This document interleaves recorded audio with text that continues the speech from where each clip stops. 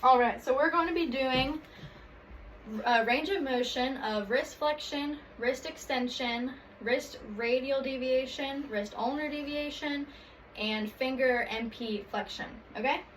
Cool. All right, so let's put your arm out straight. Go a little bit that way. Okay. So the axis placement is the lateral side of the wrist.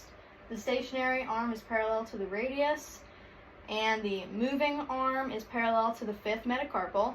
We're going to go into flexion. Okay, 80 degrees. Now go back to neutral. Same thing for extension. The axis placement is the lateral side of the wrist. Stationary arm is parallel to the radius, and the movable arm is parallel to the fifth metacarpal. So go ahead and extension. And that is 75 degrees. Okay, now we're going to go into radial deviation. So the axis placement is going to be on the dorsal side of the wrist at the base of the third metacarpal.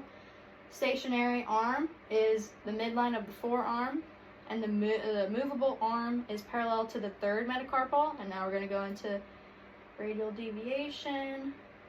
That reads at 20 degrees. Okay, so we're going to go back to neutral.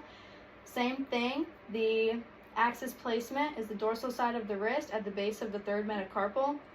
The stationary arm is at the midline of the forearm, and the movable arm is parallel to the third metacarpal. So we're going to go into ulnar deviation now, and that reads at 45 degrees. Okay, now we're going to move into finger MP flexion.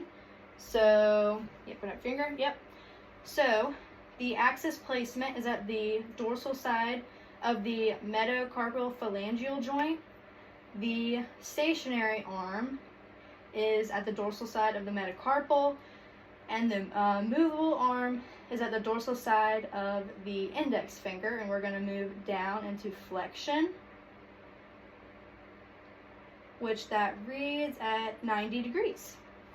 All right, we did it. I'm the patient.